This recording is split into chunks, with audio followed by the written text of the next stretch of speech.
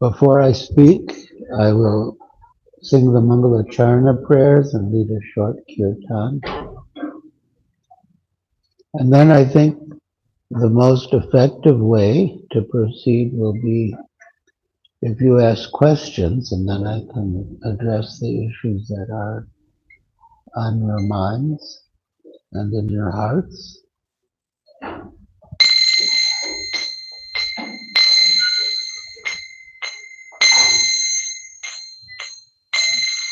Vandeham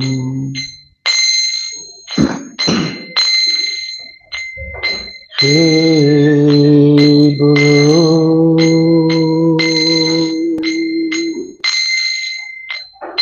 Shri Yuta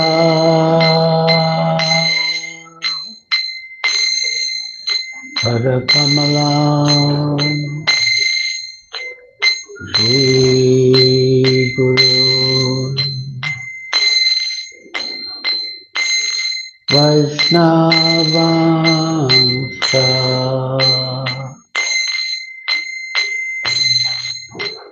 Shri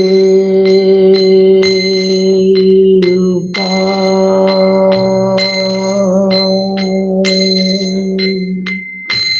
Sagrada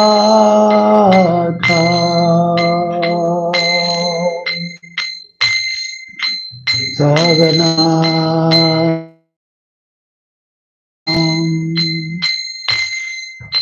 Vitam Sam Sajivam Sadvaitam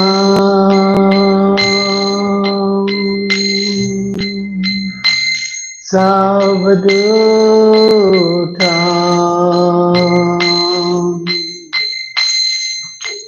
Harijana Sahitam Krishna Chaitanya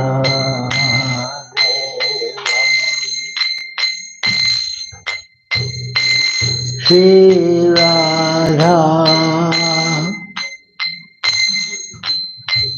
Krishna Padam Ragana Lalita Shri Vishakandam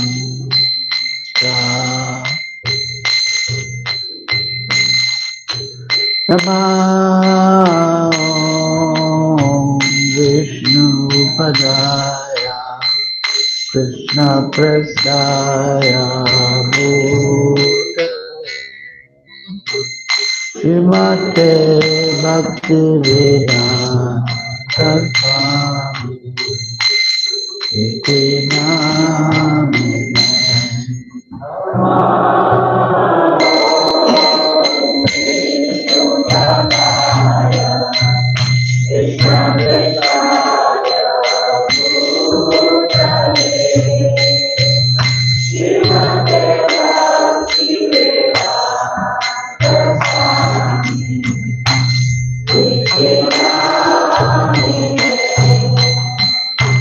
Namaste Saraswati Deve Gauravani Pracharine Nirvishesha Shunyavadi Astratya Deshatarine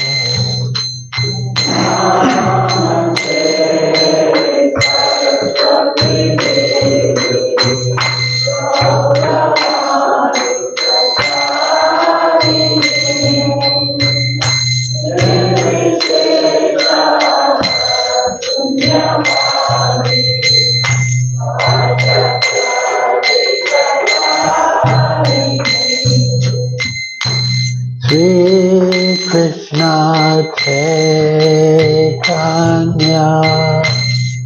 Prabhu Nityananda Shri Advaita Gadadhar Shivasadi Gaur Bhakta Vrinda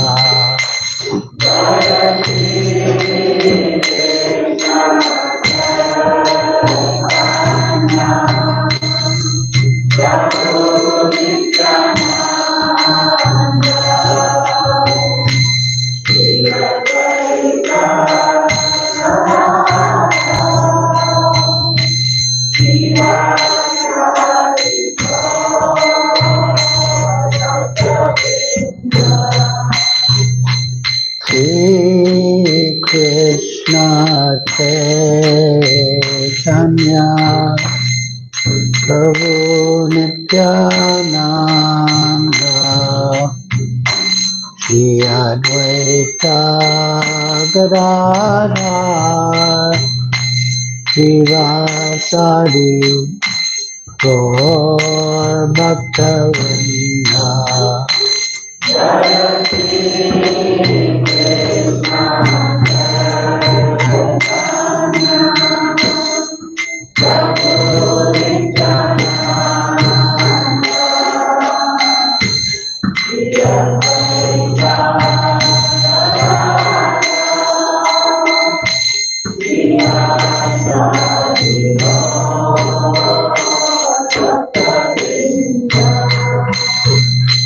Shri Krishna Chaitanya Prabhu Nityananda Shri Advaita Radha Shivasari Gaur Bhakta Vrinda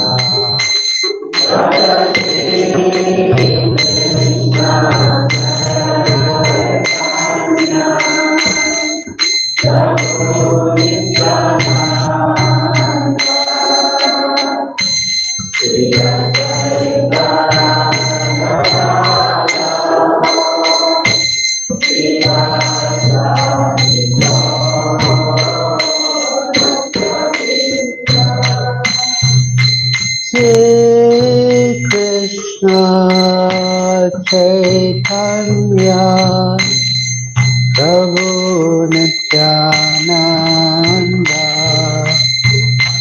Shri Advaita Gadadhar Shivasadi Gaur Bhakta Vrinda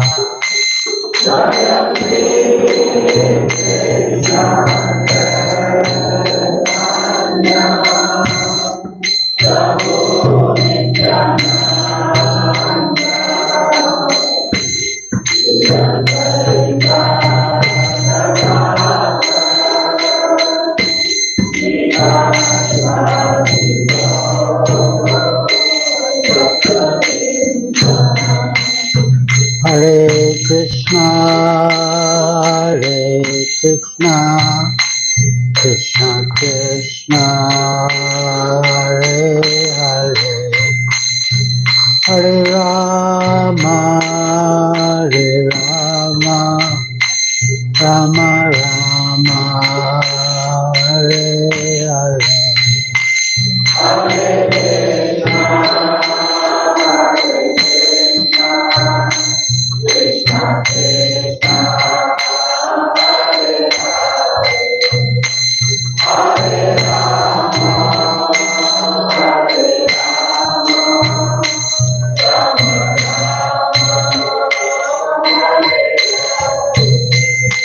Hare Krishna, Krishna Krishna, Hare Hare, Hare Rama, Rama Rama, Hare Hare.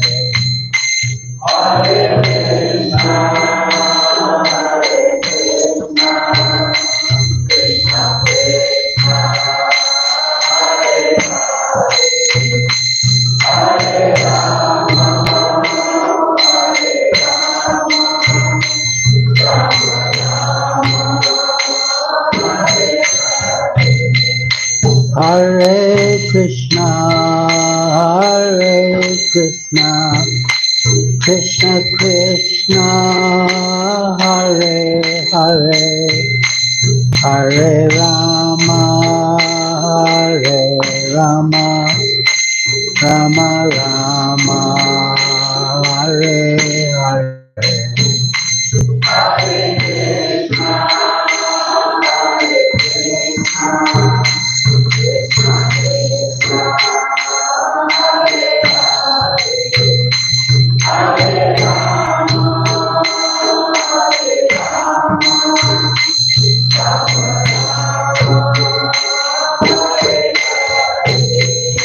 Hare Krishna, Hare Krishna, Krishna Krishna, Hare Hare, Hare Rama, Hare Rama, Rama Rama, Hare Hare.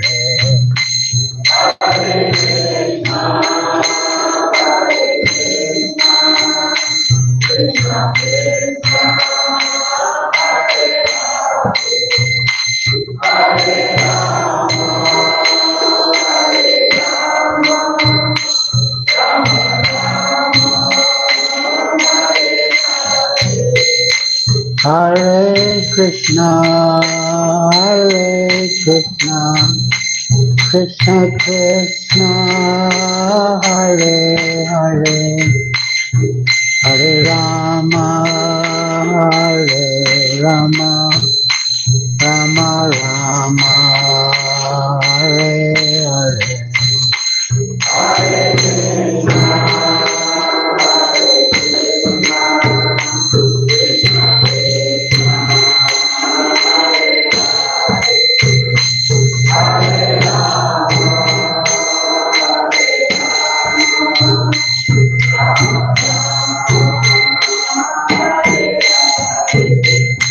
Hare Krishna, Hare Krishna, Krishna Krishna, Hare Hare, Hare Rama, Hare Rama, Rama Rama, Hare Hare.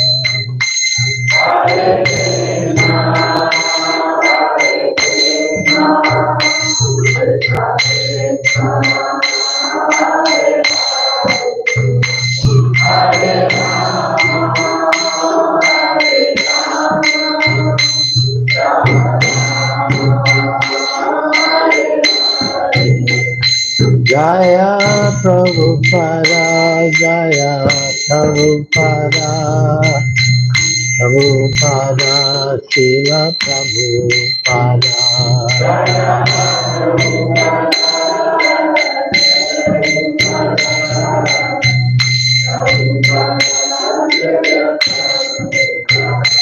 Jaya Prabhupada, Jaya Prabhupada, Prabhupada, Jaya Prabhupada.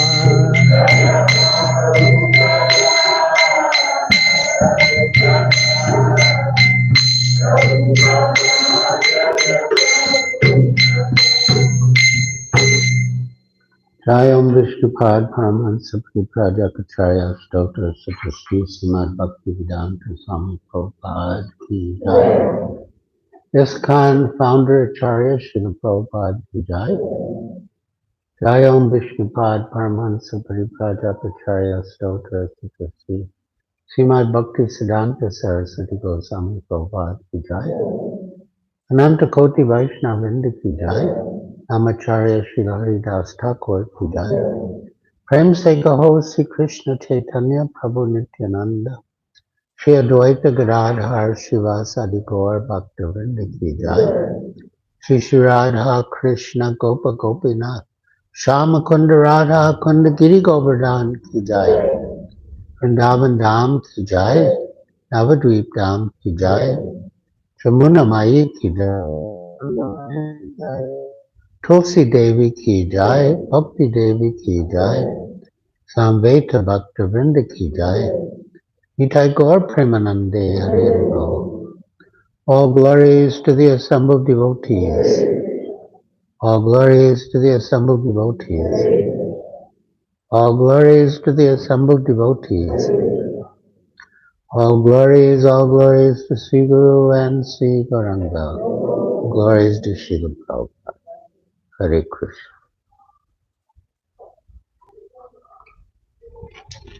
So, my dear devotees, if any of you have any questions or requests, you can say yes.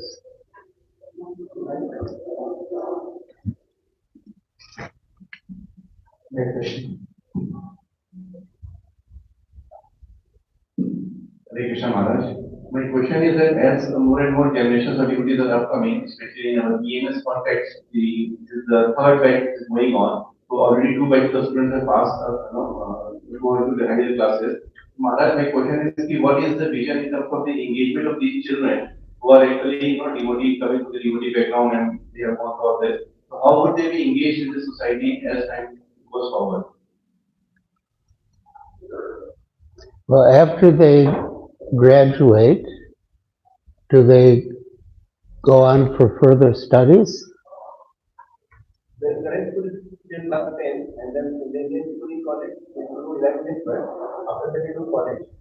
So BMS is till class 10 and they have to do further schooling for 10, 11th and 12th. After that, they have to do college.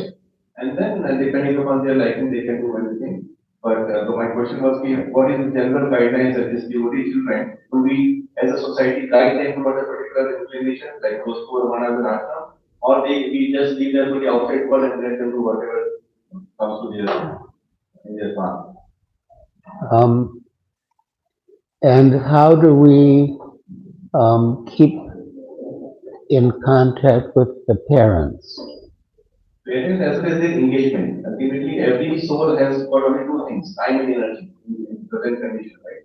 So if you just, Maharaj, if you look at how Britishers came and ruled over India, they were very few in numbers, but they had their own systems, especially the education system, to which they produced clubs and all these office helpers, which they were the young Indians of that time were getting engaged, right?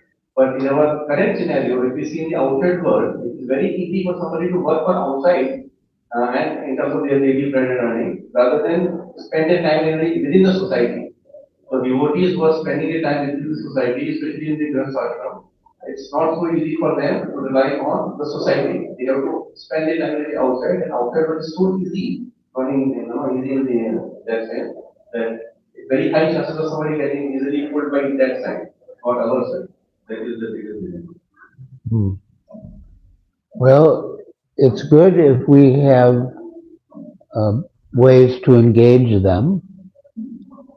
During Srila Prabhupada's time, the devotees created a business, the spiritual sky scented products, so that the devotees could earn to maintain themselves and their families, but at the same time be in the association of the devotees.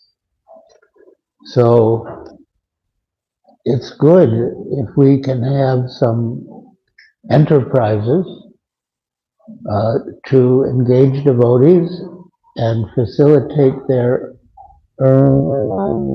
while in the association of other devotees.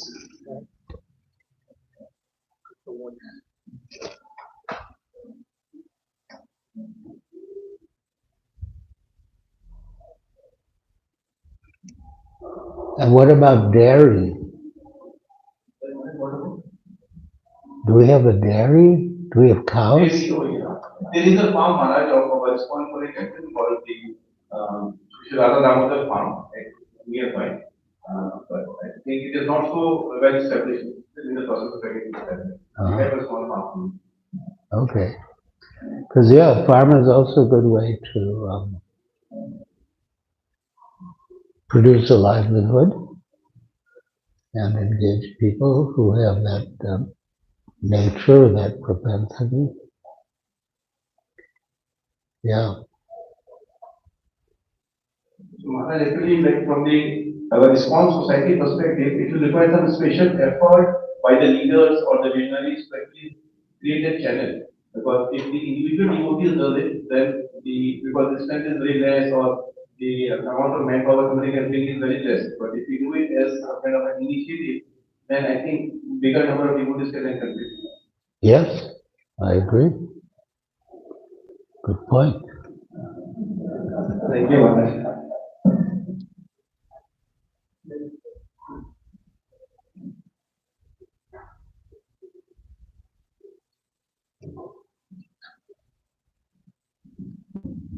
Hare Krishna Maharaj,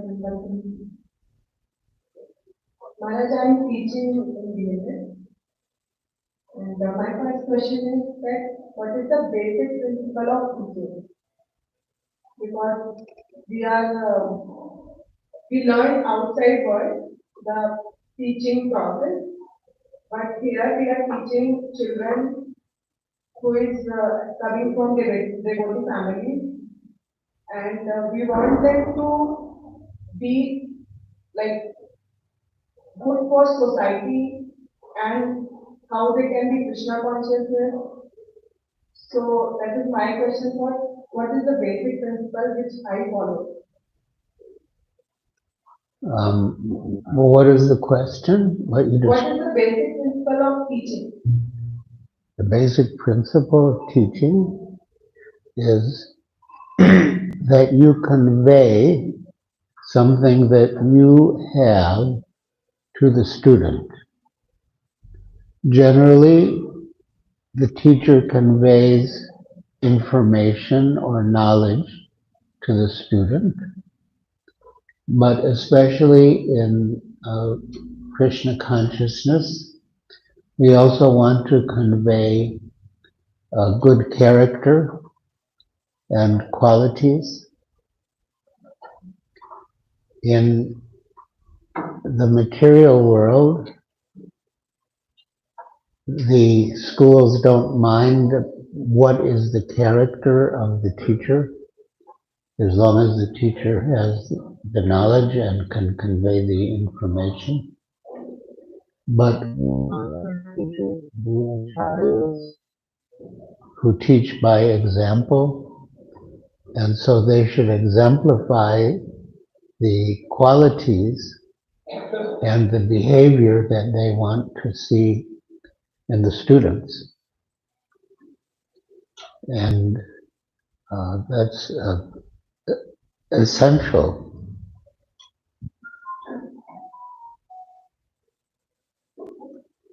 And, that would mean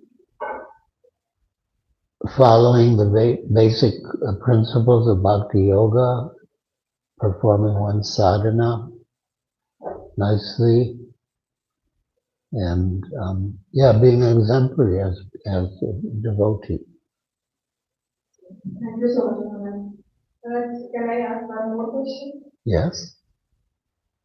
In this Kali Yuga, when everyone is behind the money, and our children in higher standard, so when we ask them, so they have also this is in their mind. So how we can teach? They should earn, but they should be in the proper consciousness to the service mood to Srila Prabhu's mission and as well in the society. So sometimes it's a little difficult for us also to teach them like they're bluntly saying like no, I want a millionaire, I want to earn money, money is everything. So these things we are facing in high standards these days. They want money, that's all right. And do you ask them why they want money? Yes, sometimes of course, Maharaj, we ask them, and because they are not that big to answer, they have certain things like I want to buy jet planes and I want to buy my personal gas and something like I want to go around the world and roam around the world like this.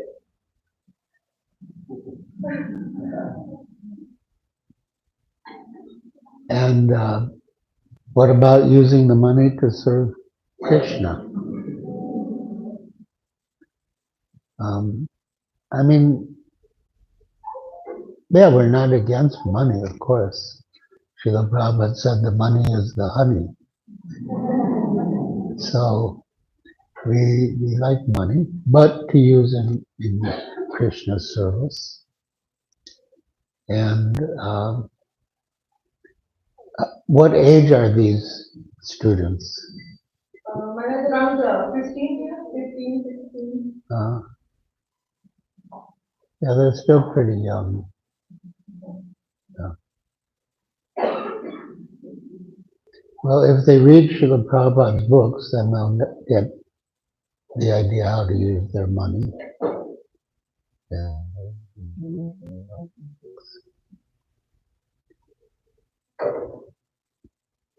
Thank you so much, Mr. Yes? Just now, you also highlighted that the teacher should be hands-on. So, many of times when we are teaching our subjects to children, we also get flowed into the subject. And at that time, for me, I have observed that it's very, very difficult to be Krishna conscious and very much influenced by that subject or what we are trying to convey the message to the student. So how can we be, how can we still remain in Krishna consciousness while we are also delivering the material knowledge? Well, in your personal life, you follow the process of Bhakti Yoga. And if you're teaching a material subject, I guess it would depend what it is, but it'd be good if you could show some connection to Krishna consciousness. Like Srila Jiva Goswami wrote a work called Harinam Vyakarana, in which he related the different rules in Sanskrit to holy names of Krishna. So, and Krishna's everywhere, everything is Krishna's energy, either Krishna or Krishna's energy. So if we show some connection to Krishna, it's good. What do you teach? I teach science to children for age between 5 to 7, maximum 8 years. Okay.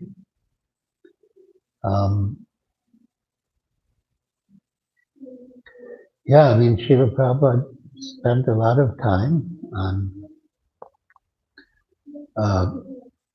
presenting Krishna consciousness to scientists or engaging scientists in presenting science with Krishna consciousness. And his main principle was life comes from life, that life does not arise out of matter, but life comes from life, from the supreme life, Krishna. So, yeah, everything is coming from Krishna. The laws of nature are coming from Krishna. So I think if there's a touch of Krishna consciousness, it will be good for you and for the students.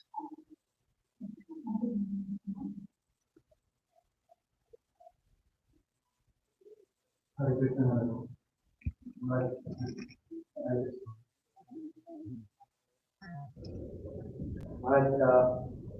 Thank you for coming.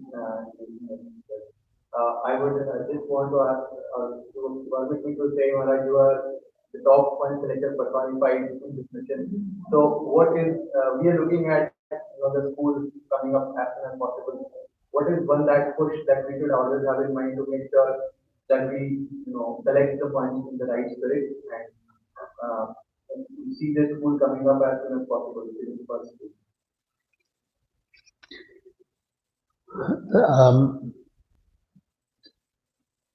There are different approaches to raising funds. And in my case, I was dealing with big industrialists in Bombay, and I would regularly meet them and really care about their spiritual lives. And they were convinced that I really cared about their spiritual lives. And usually when they offered something, I wouldn't accept it. But then when we really needed the funds, like for the Juhu project, and I approached them, they were very willing to give. Then also in Bombay, His Holiness Sridhar Swami Maharaj, he developed fundraising by mail. It was very successful. It was called Bhishma, but I forget what the BHISMA stands for, but and he was so successful at raising funds through that method in Bombay that many other temples in different places asked him to help them set up that process. And in a way, it's sort of common sense, but to give some reward to the donors, some gift.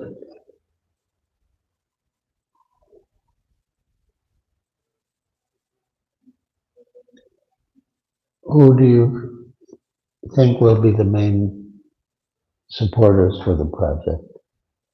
They would ideally be small businessmen around this area, or even in this overall Pune area. It can be anybody else. Builders themselves can be supported. We were working in the guidance of school land also that we have donated by them. By who? By builders themselves. Oh, nice. Yeah, I mean, it's a worthy cause. I think people will be happy to contribute.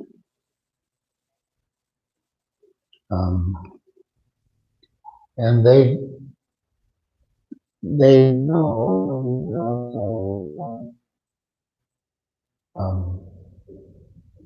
reinforce the idea that by giving to Krishna, they benefit spiritually.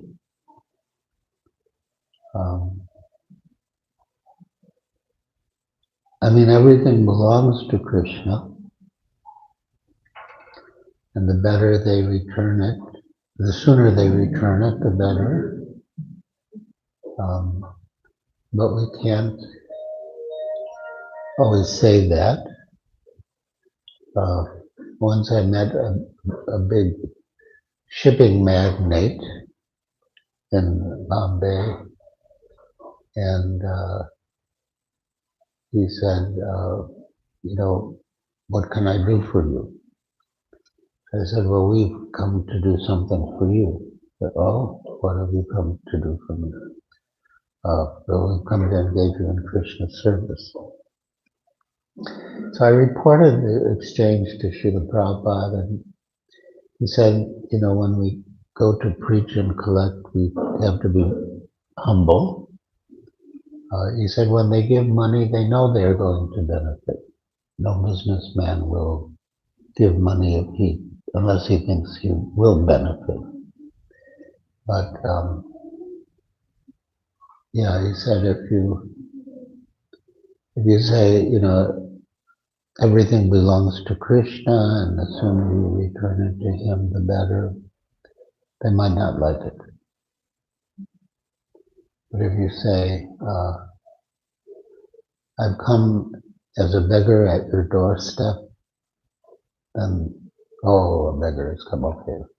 We'll give him some.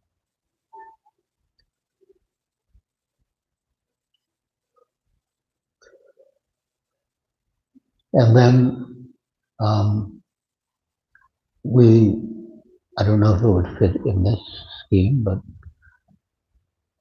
with the projects in India, we divided the projects into different portions, and then we uh, assigned a price to each portion. And then if someone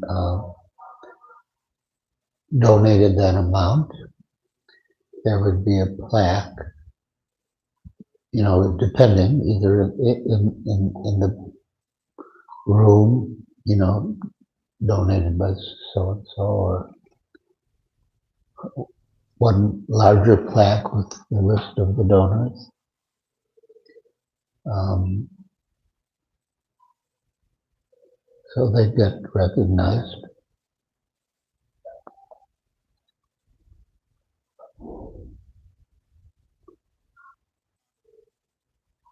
Yeah, we can have a feast to honor the donors.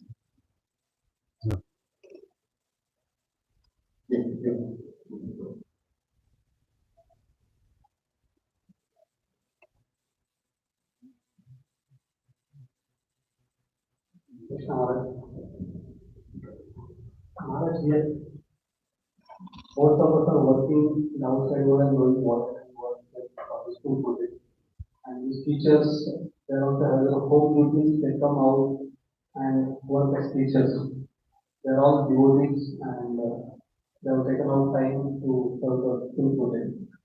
So the question is always in mind that how do I balance my spiritual life and the services and the home duties or job. So this balancing between various services and our personal sadhana.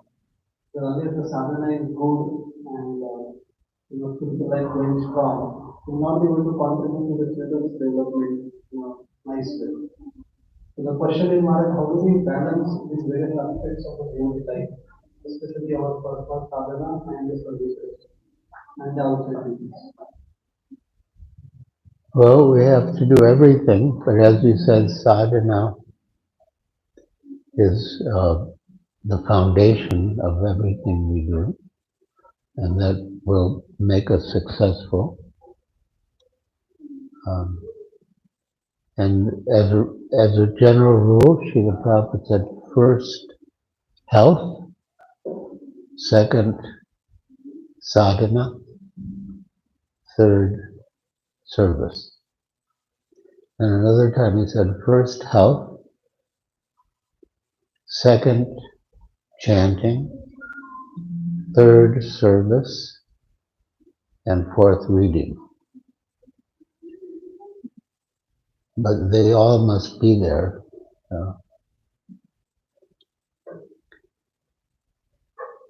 Balance is again, I think of attentive chanting, because Krishna gives the intelligence. Tesham satatayuktanam bhatitam pritipurvakam dadami buddhi yogam tam yena mamukam. Krishna will give you the intelligence how to proceed, how much of each thing to do, and what proportion and what sequence. Krishna will guide you.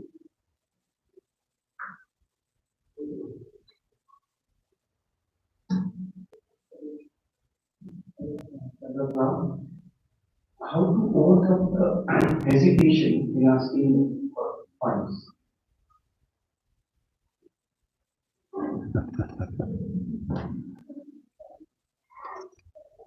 Why do you hesitate? So one of the things is also that I used to know those people in the past. After the Krishna consciousness, it's not much in touch. And suddenly I see our school is coming up with funds. So then that is a hesitation. The other then therefore the answer is like keep in touch with everyone in the world so that sometimes they'll give donation. So this is that. Yeah, well, if you knew them, and then after coming to Krishna consciousness, you lost touch with them, but now you think you would like to approach them for funds, it would probably be good to get in touch with them again, not related to the funds, just to revive your relationship so that they don't think that, oh, where were you all this time? Now all of a sudden you want money and now you're here again. So yeah, it requires some time and energy and effort, but it's necessary. So they don't think you just consider them important if they can give funds and otherwise you have no interest in them.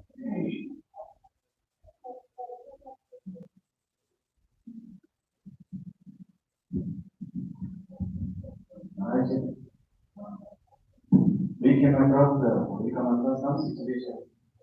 Some children, they're very nicely performing their devotional study till certain age of age. After that, all of a sudden, when they go to the college, so we don't find them much in the temple or not performing so much of devotional practices. They're more interested in media and any outside environment everything. This is one scenario. And another scenario is when children are small. So that time also, in some places we find children are not so much interested. So as a parent and as a temple, as a school, what responsibilities or what things we should do by which when the children go to the college, they will not leave the spiritual practice. They will continue. Well, it's good if they have devotee friends of the same age, and also programs at the temple or run by the temple that appeal to college students.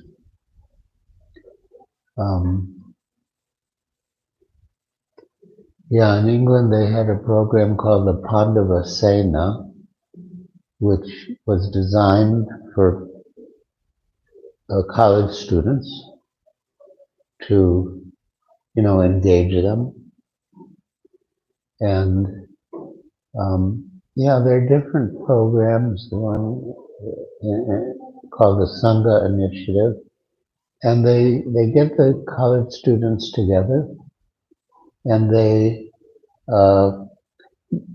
may have outings. They might go camping. They may go boating. Some fun activities, and then they meet together and share their thoughts and experiences and challenges. Other students are also facing the same challenges. They hear how they're meeting the challenges. So that sort of association with peers is very beneficial for them. With some degree of supervision of elders. Yeah.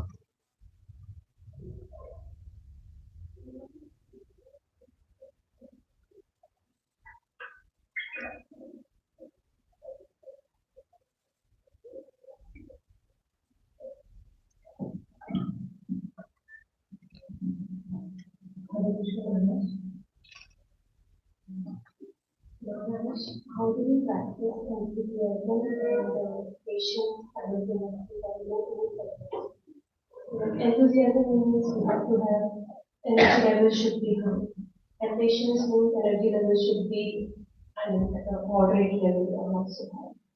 How do we practice enthusiasm and patience simultaneously? Yes, well, the nectar of instruction, Vedashamita says, Utsaha Nichayat Daryat. Utsaha means enthusiasm, and Daryat means patience. And both are required. Srila Prabhupada said that enthusiasm without patience can lead to a desire to control. And patience without enthusiasm can lead to lethargy. So we need both. And Srila Prabhupada said enthusiasm comes from following the regulated principles.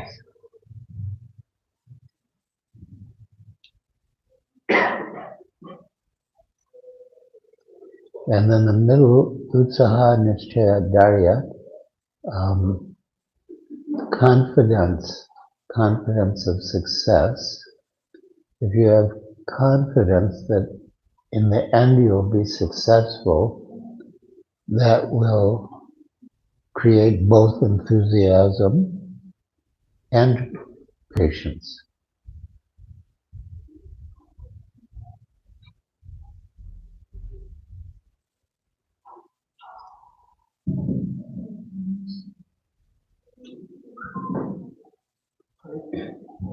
Krishna. Manoj, I have a question regarding fundraising. So many times when we try our best, like to approach people for funds, and despite like our endeavor, we see that people do not give. That we give a lot of energy for to make relationship with our friends and to ask them funds. But when people do not like to give funds for such causes, then there is a feeling of like a frustration, that we put so much energy and then the motivation goes down to make further effort. So, when yourself and other devotees, you were engaged in the service of fundraising, like not everyone will be positive. So, how to keep alive uh, that spirit or that enthusiasm, even when we do not get immediate success? I would always try to get someone to do some service. For example, say I went to make them a life member, but they didn't want to become a life member, so try to get them to give an ad for the souvenir book. By the way, are you going to have like a souvenir book? Because that way people, they give from their businesses. It doesn't come out of their pocket. So, yeah, anyway, so if they didn't become a life member, I'd ask them to give an ad for the souvenir book. And if they didn't want to do that, then ask them to buy some books. And if they didn't want to do that, then ask them to give any amount, any small amount. And generally, after someone gives something, they'll feel good. And then that will encourage them to give it again. So it's good if they do some service, even if it's not exactly what you had in mind as your first choice. But it's good if they do some service.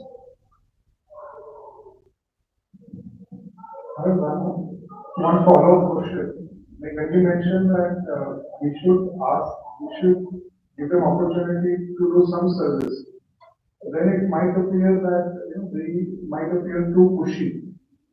That we said if you do something, but if they are not interested, and once again, when we keep on asking them to do something, then that clears that we should not appear too pushy and that should not strain the relationship. Well, it's all in the same meeting with them. But if you think they're getting fed up with you and they don't want you to keep pushing them, you can just drop it.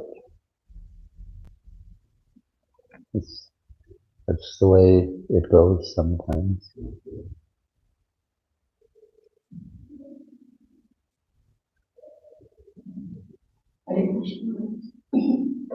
My question is like some students like here we say we have the NVCC. So the students can't here in a very protected and very affectionate environment. Teachers are very good. They are very loving, caring. But when the students pass out and go in the outside world, the same environment is not available. So the students are not able to adjust to the outside world environment because they take much time. So what care or training we should give them beforehand so that when they pass out from this environment, they will get easily adjusted or even accept the world outside. You can give them an idea of what to expect when they pass out. Um, I mean, yeah, the material world is the material world. It's not going to compare with what they experienced here. Um, but one thing that I sometimes tell them, and I believe Zoe Sharanath Swami also says the same thing, and that is that when you're studying and people know you're a devotee, generally people will know that you're a devotee. So if you do well in your studies, it's a good reflection on Krishna consciousness. And if you do poorly in your studies, it's a bad reflection on Krishna consciousness. So in a way, it's good preaching if they do well in their studies.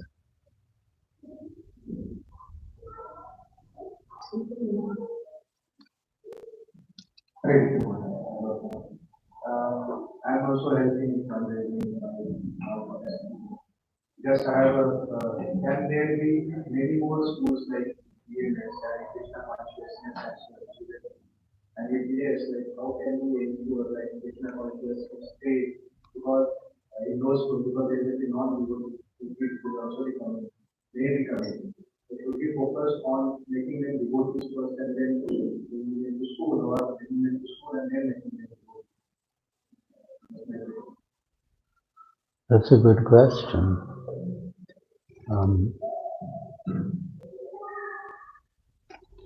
I think with Gopal's Garden School in Mumbai, they checked that the children's parents were devotees, and not just devotees, but good devotees. And that would tend to ensure that the students would be proper for the school, and the students would have the support of the parents for their activities in the school. So that would be ideal.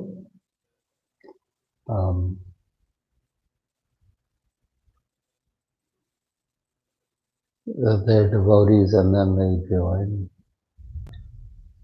If they join and they're not devotees, and we hope they will become devotees by association, they may or may not become devotees. So I think it's safer that they're devotees first and then come.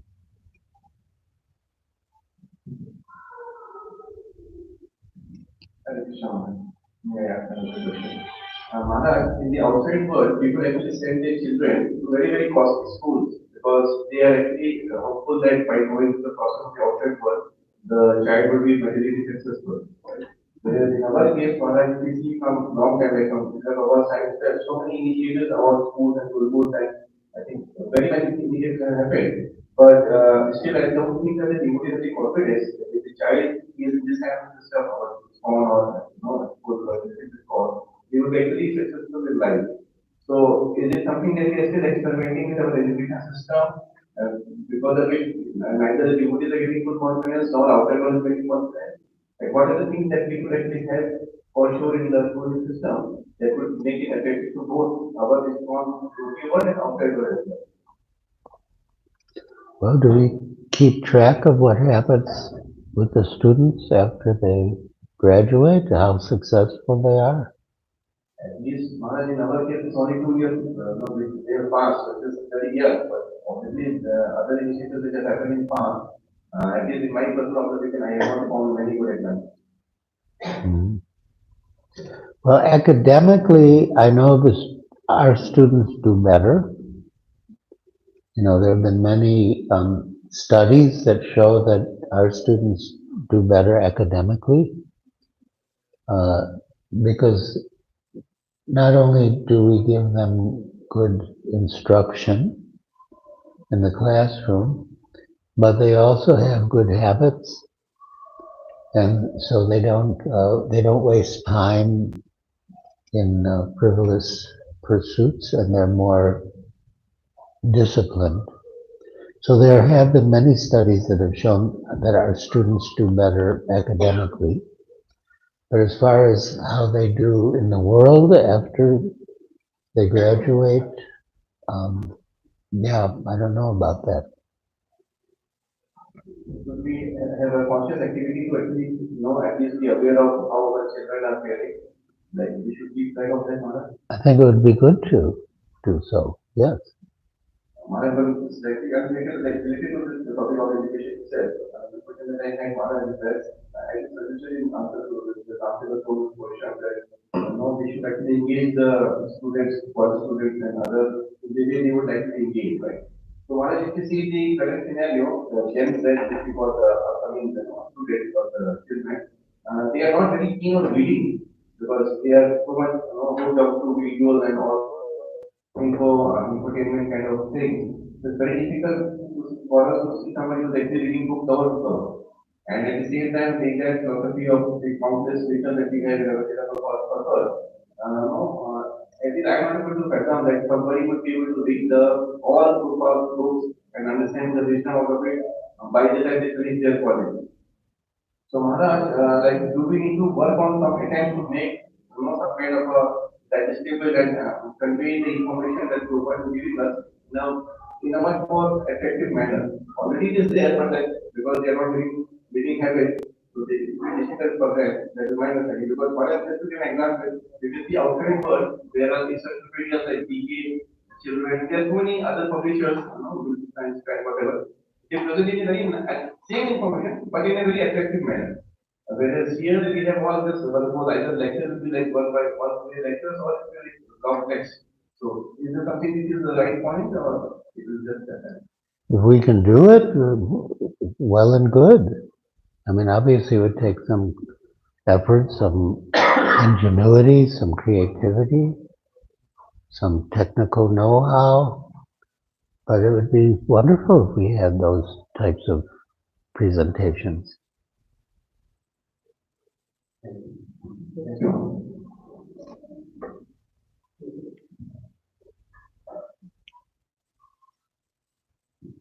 Hare Krishna Maharaj. Maharaj, in the verse, Guruvana Tasya, one should not become either a parent or a teacher if he cannot free his dependence. Um, so it is to encourage responsibility, sense of responsibility in teachers and parents. But teachers, parents, we are dealing with a soul, another living entity who has his own free will. So what exactly is our responsibility towards them? We can give them exposure. What do we have to do? That's what I want to understand. What is our responsibility? I mean, in principle, your responsibility is what you just said, to deliver them from the cycle of birth and death. And that should be the goal of your uh, work as a teacher or parent, husband, so on. But as you said, every individual has his own free will, and so there's no guarantee that they will become Krishna conscious. But from our side, we should understand that our duty is to teach them in such a way that they will be Krishna conscious and not uh, take birth again.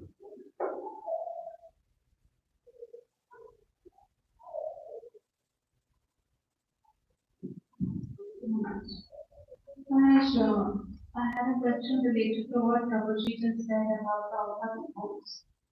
And we find that many times, even though things are very attractive, there are videos that will support Prabhupada's books, but there are some children who are just not interested.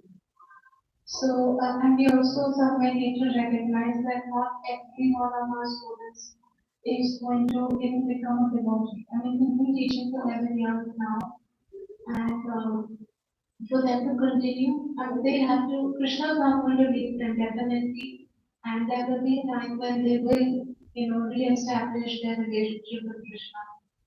And some take to this whole topic very naturally. Even, if you're reading from a book or no matter how you read, they are interested. And there are some who are just not interested. So we have this spectrum, very interested, not interested, some a little interested. So one is how we cater to all of them, and secondly, how um, many times we find that when we are reading Bhagavatam, some children are very open about it and they are averse to it. They don't want to hear it. They find it like an imposition. So how do we give them Krishna consciousness in a way that is palatable at their level, and also how can they connect to the Lord, or at least even if they don't fit in this pure devotee spectrum, at least well, how can they serve or come closer to Krishna in a way that's comfortable to them, so that we don't drive them away at least. Yeah. Some of them don't want to hear Srimad Bhagavatam or read Srimad Bhagavatam. Do you know why? From the little conversations that I have had with the children, many of them have been hearing Bhagavatam, Bhagavad Gita ever since they were little children.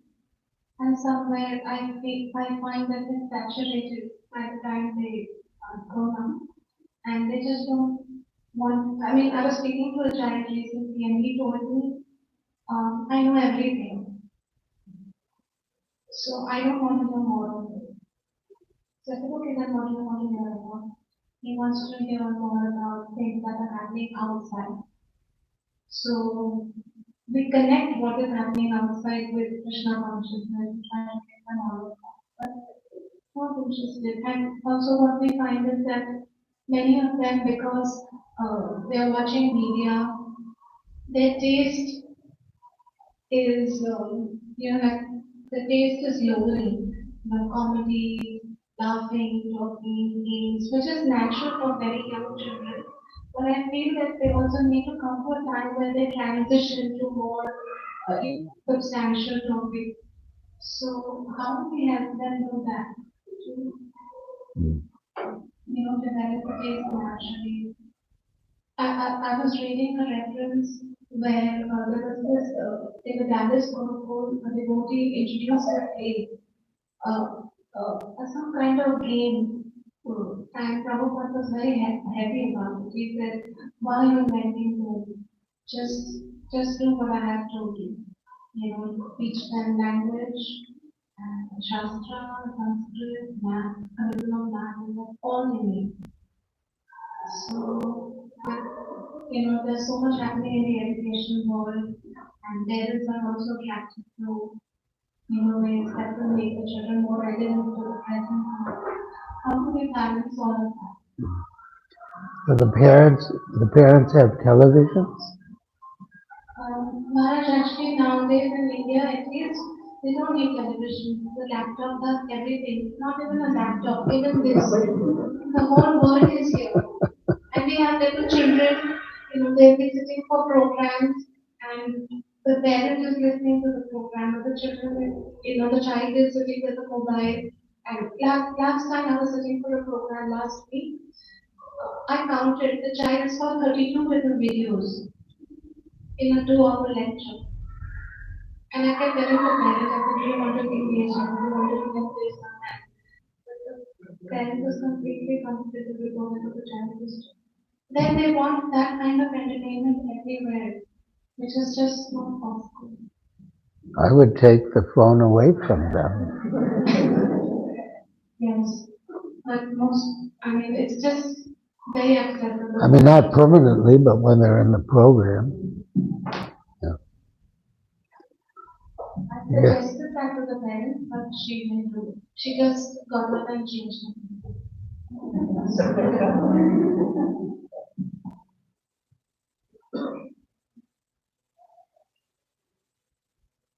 Yeah. Well, yeah, sometimes, yeah, we definitely need to work with the parents also to guide them how to help their children to stay on the right path. So now actually we are battling with this whole media exposure that's given to children. And it's not that simple that, we want some details. There are really good modules available for Bhagavatam. We have Aruba Mataji and there are Rani Mataji and Mayapur Institute has also made a Bhagavatam program for the children, which is very interesting. But then there are some who are not convinced. And we can accept that. And we have to find ways to engage them or do something for Krishna and for society. It's some dharmic kind of life. I don't know if I'm wrong in my thinking like that. I don't think you're wrong. I don't think you're wrong in your thinking. It's a challenge.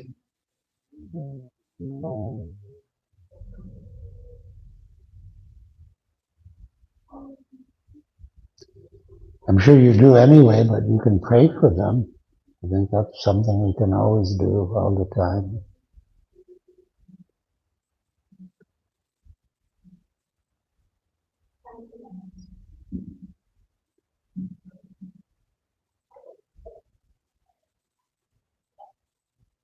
Last question.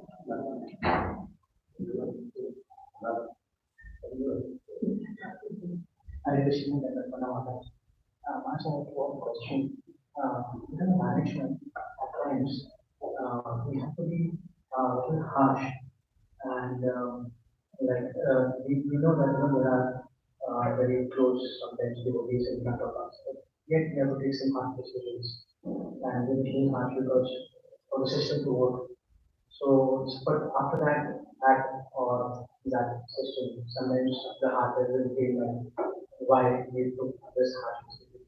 So, how to understand Maharaj, where's the border, the line that we do not commit Vaishnava and we are in the consciousness of doing the right service.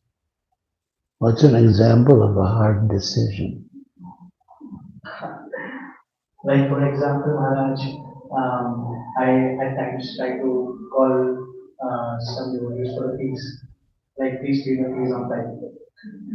So even after repeated calls, if someone doesn't pay, then I have to call that person in the office.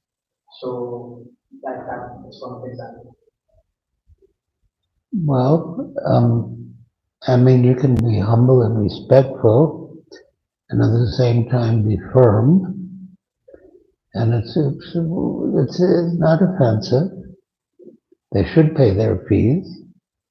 It's their duty to pay their fees. So I don't see any need for Vaishnava Aparad to enter into the equation. If you remain, humble and respectful and sympathetic.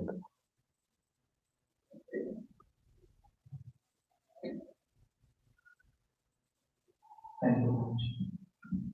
Hare Krishna Maharaj, will you please pray for all that you do?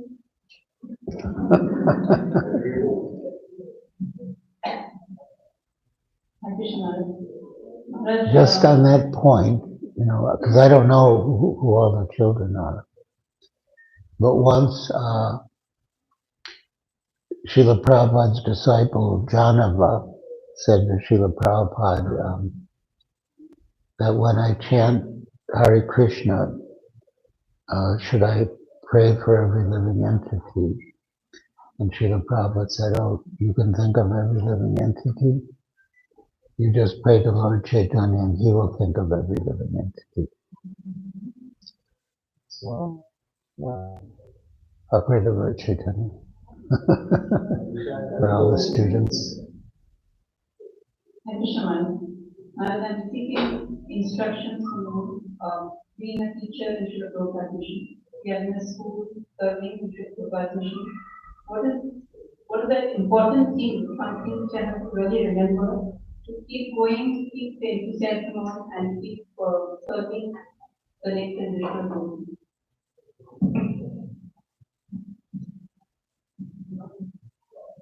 Well, I mean, you want to do devotional service, so this is devotional service, and you want to help the children, and this will help the children.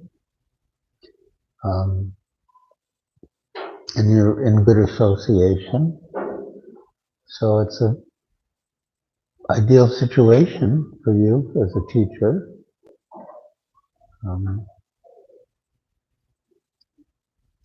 Yeah, I think you should count your blessings, and again,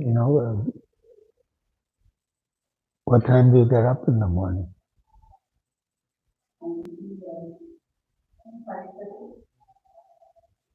Well, if you could get up earlier and chant to do the sadhana earlier, I think that would overall be beneficial. Maharaj, is even if I'm receiving remuneration, is it devotional service? Oh, even if you're Yeah, being if paid? if I am taking a salary from school, you're serving Sri Prabhupada Mission, but does it count as devotional service? I would say so. I mean, if you were just doing the minimum, then maybe not. But if you try to go, above and beyond the call of duty to help the children, then that would count as devotional service.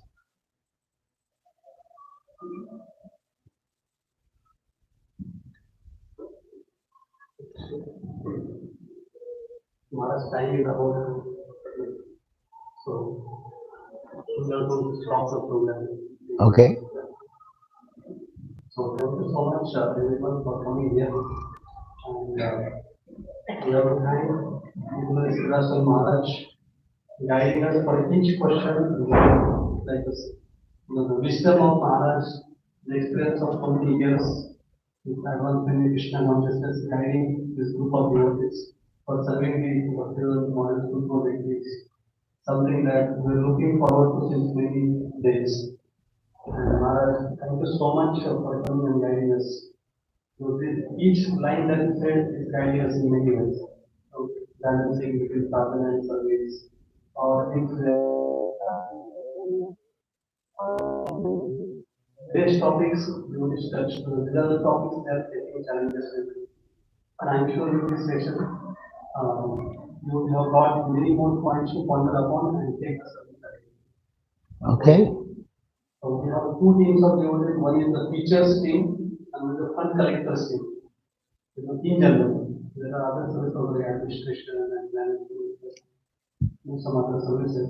So this is the team of devotees serving in this project of nurturing the next generation. So we seek your blessings and prayers for this team and for the children, that all of us do something wonderful and very good by the government. Yeah, I'll pray for all of you. Thank you so much, Maharaj. Let us thank Maharaj by loudly chanting Hari Bol.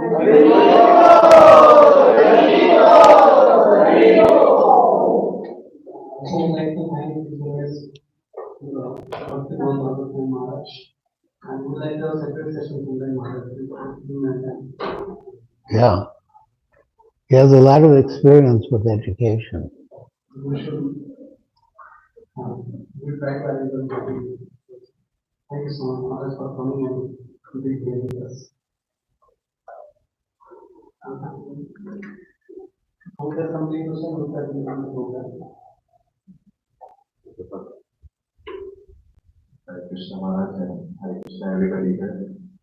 First of all, I thank Maharaj that he come here to have this precious time. Second, I would like to thank all the teachers and the whole management staff that such wonderful efforts to make VMS function. It's not an easy task, as we all know. But, I have no words to express what they're doing. And nevertheless, our collectors team, our collection team, who is looking at the efforts trying to make that collection. So I just got a little bit of a minute's realization which I'd like to share with you all, especially for the collection part of the team. So the realization I got was when we approach a devotee, right? Sorry, when we approach the donor, let's put that whenever we approach a donor, the easiest way to make him realize that how important it is to give is to just ask him one question. When did he have his last glass of water? Right? We all drink water. So when did he have his last glass of water? And while he was taking his last glass of water, did he trust the Lord that there will be a next glass of water for him when he was thirsty? Right? If he knew that this was the last glass of water, you would just have drops of it. You would never finish that glass and you would just try to survive on that, which has to get over sometime. So we trust in the Lord that He is going to provide me the next glass of water. So by taking something from the Lord, we show we trust Him that He will give us the next glass of water. So by giving something for the Lord, remember, by taking, we trust Him. So why doesn't it happen that while giving, we trust Him that when we give again, He will give it back? Right? When we are taking a glass of water, we trust Him and He is going to give us the next glass of water. So when it comes to giving, why are we so stuck that maybe He will not give us anything? So then stop drinking water. Maybe He will not give you the glass of water. So if we trust Him, He's going to give you the glass of water, which is so essential, way beyond the donation. You can't survive on donation, but you will die if you don't get water. So when you trust on Him that He will provide you, when He will provide you in both the cases, it's just depends on our trust. This is what I wanted to share. So your influences also to help raise funds. And one small activity I would like to just do with the hand on Maharaj. I would like to give him a check which he will hand over to Tulsi Prabhupada, director of our school. Just a small request from Maharaj if you can do.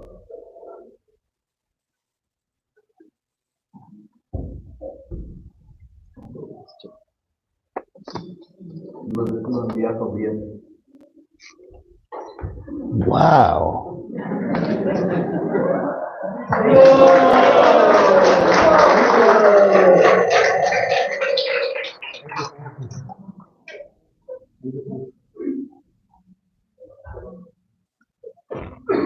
We have a small gift to go to Maharaj.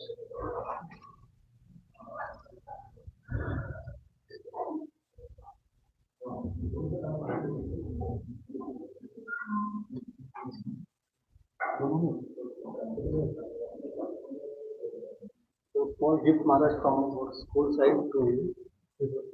Small gift for your details. Okay.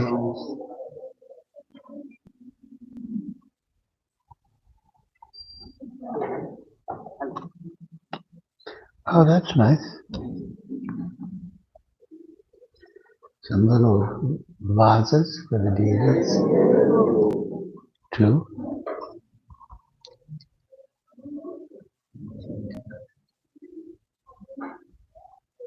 Oh, wow, nice jewelry. Excellent. Very thoughtful. We got it from our temple shop. It is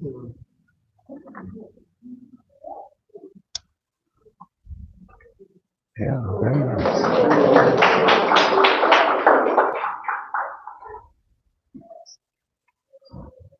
Thank you. Very thoughtful. thank you so much.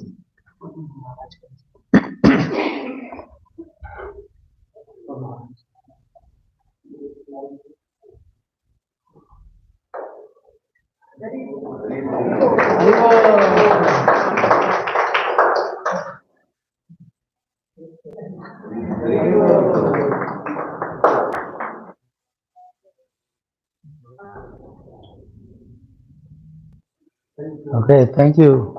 BMS Kijai.